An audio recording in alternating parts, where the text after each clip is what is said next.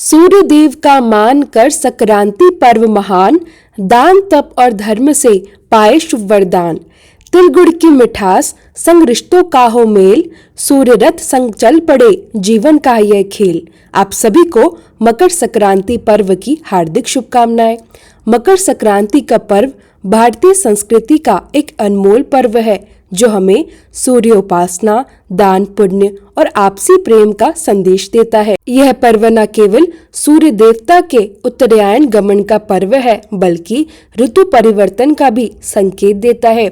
धार्मिक मान्यताओं के अनुसार मकर संक्रांति के दिन सूर्यदेव अपने रथ से गधों को निकालकर 7 घोड़े पर फिर से सवार हो जाते हैं और फिर उनकी सहायता से चारों दिशाओं में घूमते हैं। इस दौरान सूर्य नारायण भगवान की पूजा का विशेष महत्व होता है।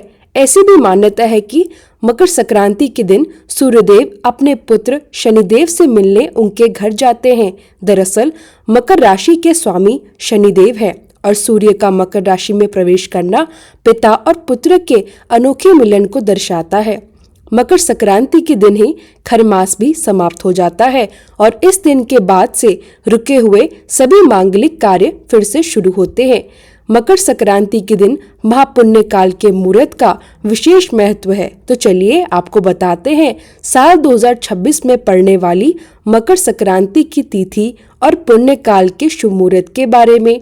हिंदू पंचांग के अनुसार इस साल मकर संक्रांति 14 जनवरी 2026 को माघ मास कृष्ण पक्ष प्रतिपदा तिथि पर बुधवार के दिन है।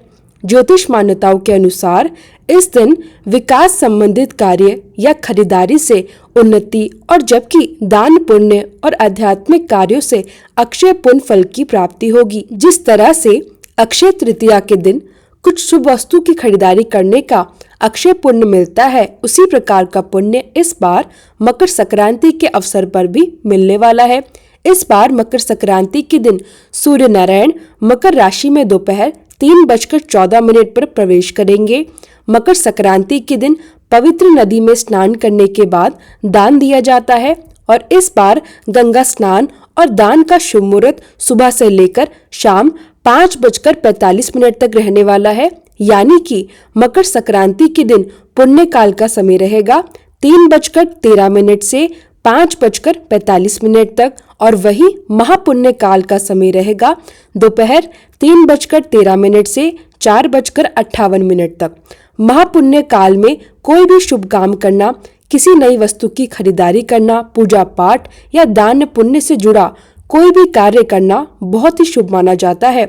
धार्मिक मान्यताओं के अनुसार मकर संक्रांति के दिन से देवताओं के दिन शुरू हो जाते हैं और ऐसी भी मान्यता है कि इस दिन स्वर्ग का दरवाजा खुला रहता है।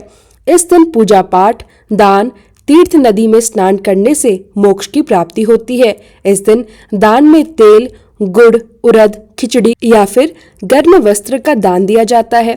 सभी को अपनी सामर्थ्य के अनुसार कुछ न कुछ दान अवश्य देना चाहिए। पौराणिक कथा के अनुसार भीष्म पितामह को इच्छा मृत्यु का वरदान प्राप्त था, लेकिन दक्षिणायन सूर्य होने के कारण बाणों की शैया पर रहकर उत्तरायण सूर्य का इंतजार किया और मकर संक्रांति होने पर उत्तरायण में ही उन्होंने अपनी देह का त्याग किया ताकि वह जन्म मरण के बंधन से मुक्त हो जाए। मकर संक्रांति के दिन यदि किसी की मृत्यु होती है तो उसे निश्चित ही मोक्ष की प्राप्ति होती है। इस बार बुधवार के दिन सूर्योदय होगा सुबह 7:15 पर, सूर्यास्त हो रहा है 5:45 पर, ब्रह्म मुहूर्त का समय रहेगा 5:27 से 6:21 तक। इस बार अनुराधा नक्षत्र दिन भर रहेगा। राहु काल रहेगा दोपहर 12:30 से 1:49 तक। उम्मीद करती हूँ आपको ये जानकारी पसंद आई होगी।